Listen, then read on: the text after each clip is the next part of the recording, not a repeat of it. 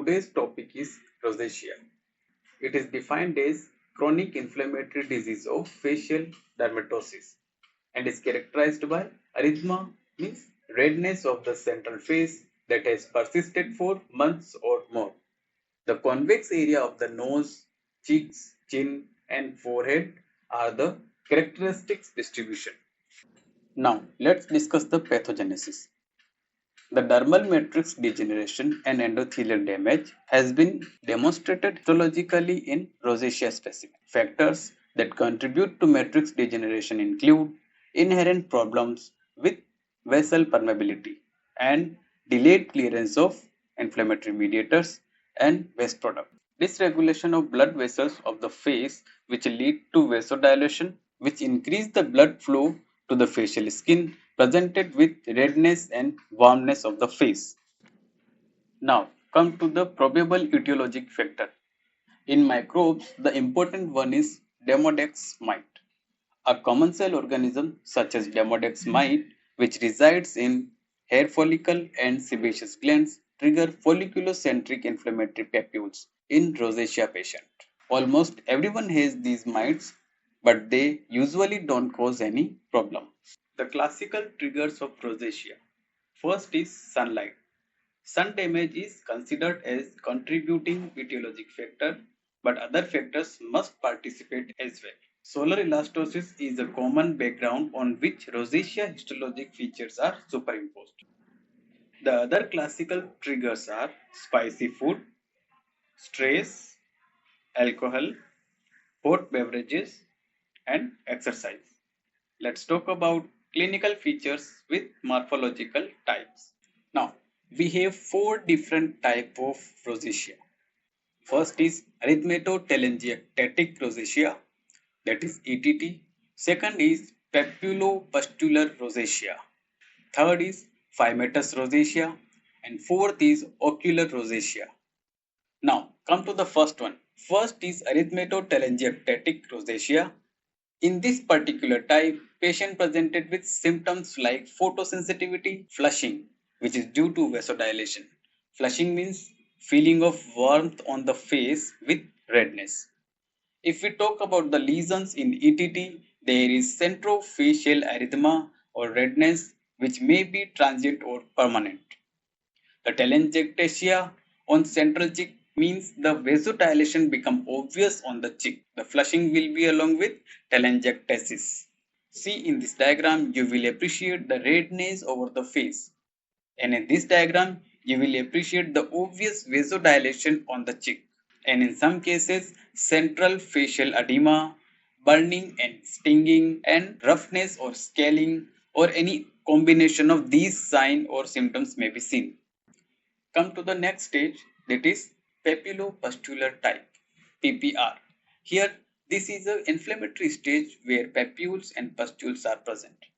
Burning and stinging of the facial skin may occur in PPR, but occurs less commonly compared with ETR. Flushing is often less severe in PPR compared with the ETR, that is previous stage. See in this picture, you will see some papules and pustules on the face. Now, next important stage is phimosis stage, which is also known as potato nose or rhinophyma. Phimosis rosacea is characterized by petulous follicular orifice, where petulous means tree branch-like appearance and orifice means porous, presence of porous on the skin, thickened skin, nodularities, and irregular surface contours in convex areas. Phyma most often occurs on the nose, that is rhinophyma, but may also develop on the chin, that is gnatophyma, on forehead, metophyma, on eyelid, blepharophyma, and ears, that is otophyma. Women with rosacea do not develop phyma, perhaps for hormonal reasons, but they can manifest sebaceous and glandular features characterized by thickened skin and large follicular orifice. Now, come to the last type. The last type is ocular rosacea. Ocular rosacea may develop before cutaneous symptoms in up to 20% of cases. In half of the patients, ocular rosacea develop after skin symptoms. This is skin and eye symptom present simultaneously. Ophthalmic rosacea severity does not coincide with cutaneous rosacea severity, but the ocular involvement may manifest as blepharitis, conjunctivitis, iritis, scleritis, hypopyon, and keratitis. Now, blepharitis is the most common feature, characterized by eyelid margin erythema with the variable presence of chalagia, and there is staphylococcal infection due to underlying meibomian gland dysfunction. Now come to the symptoms: photophobia, pain, burning, itching, and foreign body sensation may be part of the ocular symptom complex. In the severe cases, rosacea keratitis may lead to vision loss.